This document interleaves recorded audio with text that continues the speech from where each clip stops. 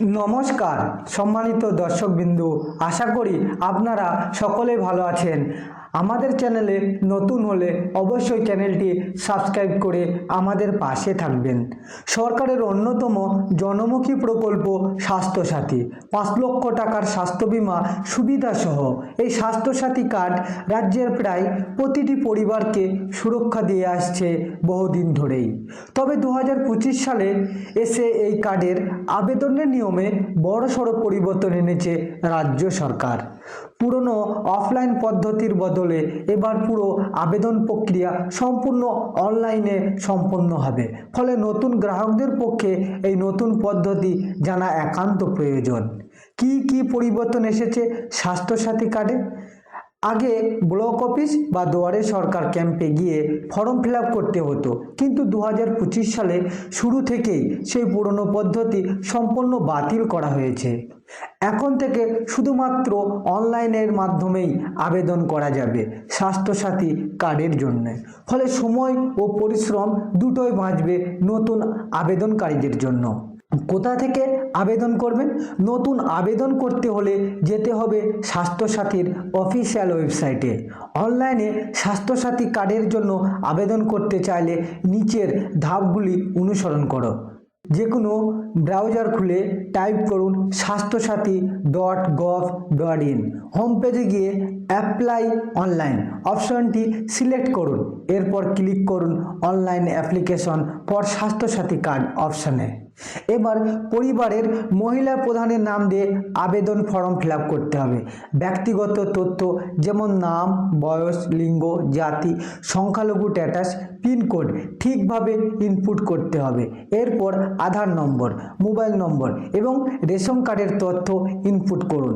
একটি পিডিএফ ফাইলে সব তথ্য জুড়ে আপলোড করুন। অ্যাড মেম্বার অপশানে গিয়ে পরিবারের বাকি সদস্যদের তথ্য দিন এবং প্রত্যেক আধার কার্ডের পিডিএফ কপি আপলোড করুন। মোবাইলে আসা ওটিপি দিয়ে ভেরিফাই করুন এবং শেষে ভ্যালিডেট করে আবেদন সম্পূর্ণ করুন এবং রেফারেন্স নম্বর সংরক্ষণ করুন, যাতে আপনি পুনরায় স্বাস্থ্যসাথী কার্ডটি চেক করতে পারবেন।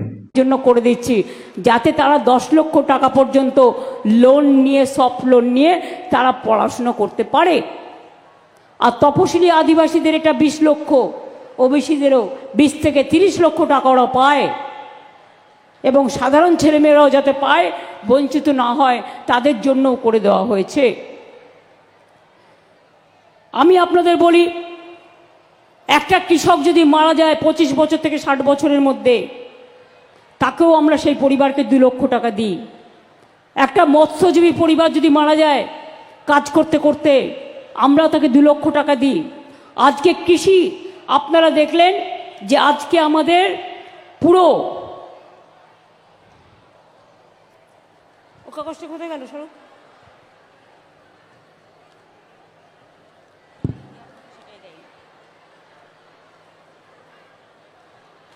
আজকে প্রায় কৃষক বন্ধু নতুন প্রকল্পে খারিফ মরশুমের জন্য আমরা 2 কিস্তিতে 10,000 টাকা করে দিই। এমনিতেই আজকে 5,000 টাকা করে দিয়ে দেওয়া হয়ে গেল, তাদের ব্যাংকে চলে যাবে এবং ডিসেম্বরেও তারা পরেরটা পাবেন। তাছাড়াও যাদের অল্প 3 কাঠা 4 কাঠা 2 কাঠা জমি আছে, তাদেরও আমরা 4,000 টাকা করে দিই, অর্থাৎ তারাও 2,000 টাকা আজকে পেয়ে যাবে। কারণ কৃষকরা আমাদের সম্পদ এবং তারা আমাদের গর্ব। এছাড়াও অনেক প্রকল্প আছে। আমরা আর একটা কাজ করছি। আপনারা জানেন বীরভূমে সতীপীঠ খুব বিখ্যাত। বীরভূম হচ্ছে মা তারা আছে, কঙ্কালীতলা আছে, নলহাটেশ্বরী মন্দির আছে, বক্রেশ্বর আছে, তারাপীঠ আছে, পাথরচাপড়ি আছে, আরও অনেক কিছু আছে। আমরা ট্যুরিজমে লাল মাটির দেশ। বীরভূমে মা কালীর অধিষ্ঠান। তারাপীঠ, কঙ্কালীতলা, বক্রেশ্বর, নলাটেশ্বরী, ফুল্লরা, নন্দিকেশ্বরী সব সতীপীঠের উন্নয়ন আমরা করেছি। তারাপীঠে ডেভেলপমেন্ট অথরিটি করা হয়েছে, বক্রেশ্বরেও ডেভেলপমেন্ট অথরিটি করা হয়েছে, পাথরচাপড়ি দাতা সাহেবের মাজারও উন্নয়ন করা হয়েছে।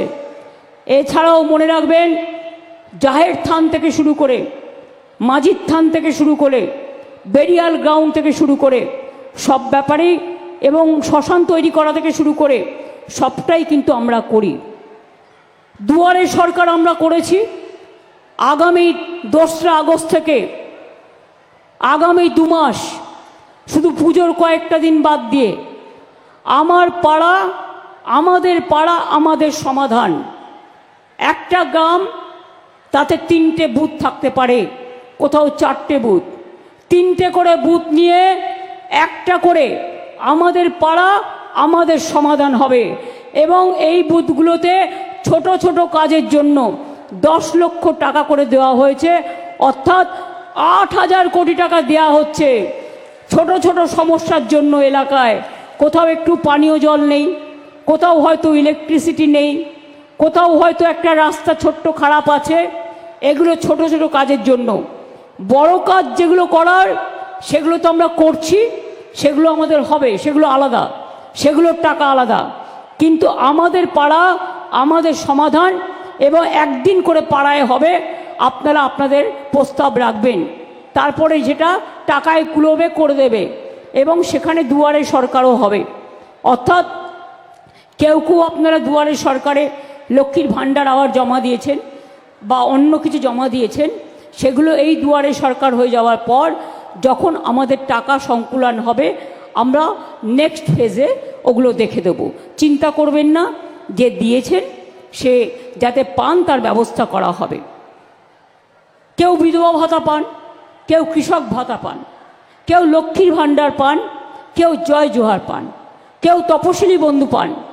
এমনকি কেউ মারা গেলে তার পোড়ানোর জন্য, তার ক্রিমেশনের জন্য, তার কবর দেওয়ার জন্য, সেজন্যও 2,000 টাকা করে গভর্নমেন্ট দেয় যদি কেউ অ্যাপিল করে, গরিব মানুষ।